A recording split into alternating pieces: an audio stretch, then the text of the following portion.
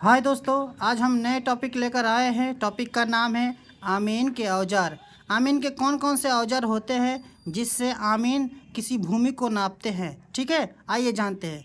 देखो, वैसे भी आमीन के बहुत सारे औजार होते हैं, या कहे ज़मीन नापी के बहुत सारे औजार होते हैं। इनमें से कुछ औजारों के नाम आज हम आपको बताएंगे, दिखाएंगे, समझाएंगे। ये जितने भी यहाँ पर 4 औजारों के नाम हैं। इस 4 औजार से ही ज़मीन नापी हो जाएगा, कोई दिक्कत नहीं। सबसे पहले है गुनिया। ठीक है, गुनिया मतलब होता है स्केल, छोटा स्केल। जो इसमें करता क्या है, जो नक्शा होता है, जो किसी मौजा का नक्शा होता है। दूसरा है नक्शा। नक्शा किसका लगेगा? मौजा का लगेगा। जो ज़मीन है किस मौजा में है, उस मौजा का नक्शा लगेगा। और गुनिया में क्या करता है, नक्शे के ऊपर गुनिया को रखा जाता है, और मौजे में जो प्लॉट है, क्या है? प्लॉट है। उसी प्लॉट की लंबाई, चौड़ाई, इसका जो सीमांकन है, इसको गुनिया की मदद से नापा जाता है।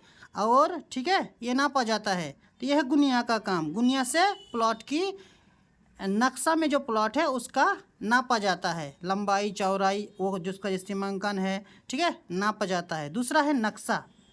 नक्शा लगेगा, मौजा का नक्शा लगेगा। नक्शा के बिना आप ज़मीन नहीं नाप सकते, तो नक्शा लगेगा। ठीक है, जैसे कि हम बताए। तीसरा है जरीब। जरीब मतलब लोहे का चेन।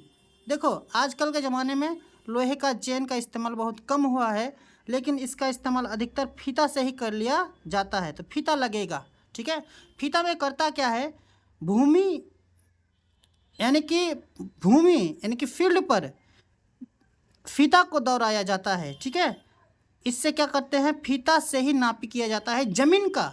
गुनिया से नापी किया जाता है मौजा नक्शा। मौजा का जो नक्शा होता है उस प्लॉट का मापा जाता है गुनिया की मदद से।